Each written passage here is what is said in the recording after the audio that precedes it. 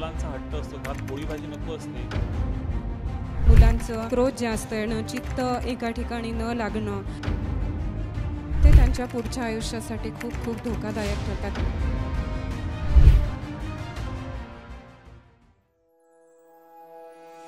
आपण नॉर्मल गोष्टींची आज अजून चर्चा करतोय की मन काय आहे, ताण काय आहे, भावना काय आहेत.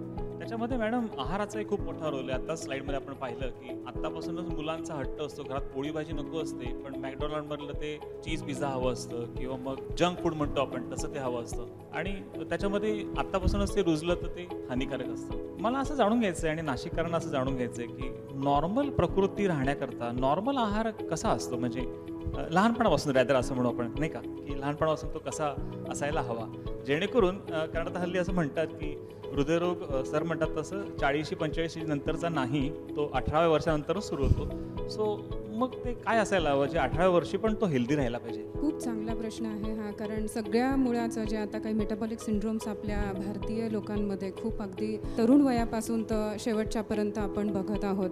तर ह्याचं मला वाटतं की मूळ कारण आहे की आपली जी काही संस्कृती आहे, खाद्य संस्कृती, पूर्वी आपण एक भारतीय आहार पद्धतीचा आपण अगदी प्रामुख्याने वापर आपल्या आहारशैलीमध्ये, विहारशैलीमध्ये प्रामुख्याने याचा खूप अंतर पूर्वीच्या काळी होत असे. पण आत्ताचं जे आपण जनरेशन बघतो आहे, आपण भारतीय आहाराबद्दल इतर आहार पद्धती पण आपण तशाच स्वीकारल्या आहेत. खरं तर मला असं वाटतं की महत्त्वाचं कारण आहे की तुम्ही पॅरेंट्सला, म्हणजे आई आणि वडिलांचं, मुलांच्या जेव्हा चाइल्ड ओबेसिटी सारखं आहे किंवा ज्युव्हेनल डायबिटीज आहे, यासारखे अनेक असंख्य आजार मुलांमध्ये आजकाल आढळतात. कारण ADHD नावाचा जो hyper active tension deficit syndrome आहे किंवा मुलांचं क्रोध जास्त येणं, चित्त एका ठिकाणी न लागणं, अशी जी मुलांच्या संदर्भात अगदी प्रामुख्याने खूप सारे मुलं असतात की ज्यांना आईवडिलांना त्याचं कारण कळत नसतं. तर ह्याचा अतिरेक मला असं वाटतं की अशा प्रकारचे वेगवेगळे प्रॉब्लेम्स मुलांमध्ये खूप प्रामुख्याने आढळून येतात आणि ते त्यांच्या पुढच्या आयुष्यासाठी खूप खूप धोकादायक ठरतात. त्याच्यात महत्त्वाचं कारण आहे की मुलांच्या आहारात साखरेचं प्रमाण खूप खूप जास्त आजकाल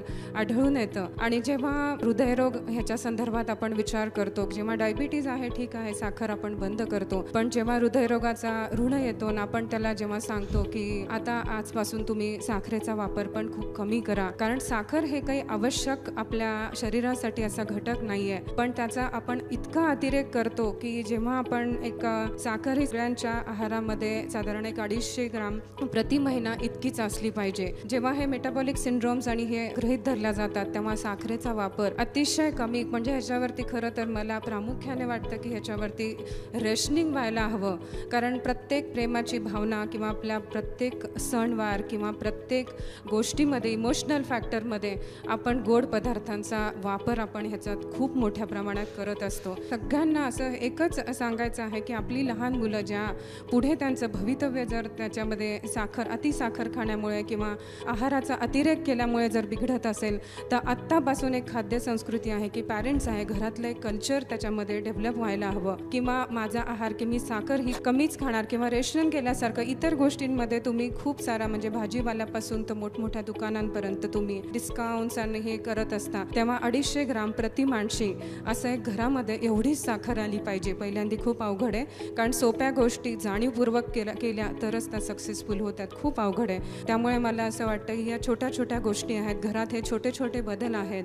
मुलांच्या बाबतीत विचार करतो किंवा चॉकलेट्स आहे, कॅडबरी आहे किंवा ज्यूसेस आहेत, की आजकाल ठिकठिकाणी, म्हणजे अगदी छोट्या छोट्या किराणा दुकानांपासून तर मोठ्या मोठ्या मॉल्समध्ये अगदी तुम्हाला हाताला हात लागेल की पटकीने तुमच्याकडनं उचलल्या जातात. यामध्ये एवढं लक्षात ठेवा की यात तुमच्या मुलांचं भवितव्य नाही आहे. त्यामुळे साखरेचा अतिवापर मुलांच्या बाबतीत हा प्रामुख्याने प्रयत्नपूर्वक पॅरेंट्सनी टाळायला हवा.